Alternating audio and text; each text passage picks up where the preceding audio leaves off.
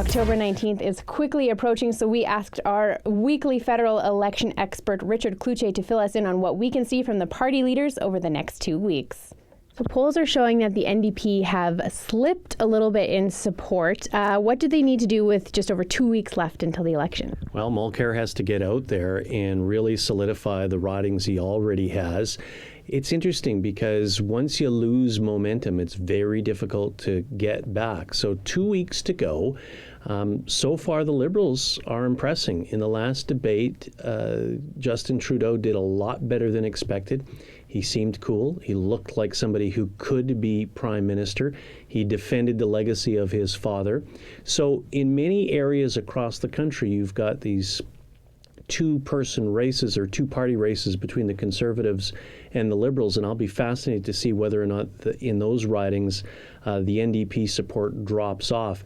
Battleground Quebec, Mulcair has lost some support in Quebec, and they need to retain those seats if they ever have a chance at power. A lot of this 2 weeks out is looking like a minority government, though.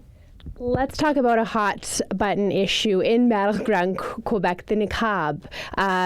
Where do the parties stand on that, and why is this such a divisive issue? Well, it's divisive simply because most Canadians would say, well, when it comes to a driver's license or anything, nobody should have to cover or be allowed to cover their face. So in practicality, that's the way most people think.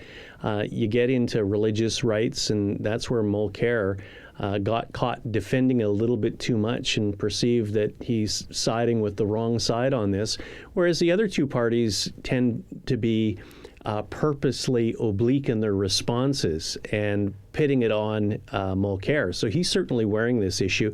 Difficult to recover on it. Be fascinating to see how this issue, whether it continues to dominate in the last couple of weeks of the campaign. And that's the thing about campaigns, isn't it? You know, ultimately we vote on who do we trust, who do we like, who do we dislike, whether or not the party in power is exhausted, they've run out of ideas. There could be a news event in the next couple of weeks that plays a significant part in people's votes. So it's fascinating on the one hand, but we are making some pretty tough choices here. Hopefully we're making the right choices for the right reasons. With 2 weeks left, I mean, it's been a marathon campaign. What are we going to see from the leaders in the last 2 weeks here? We're going to see a lot more travel from them. They're going to go to the regions of the party where they need to solidify the vote. They need to charge up the troops, if you will.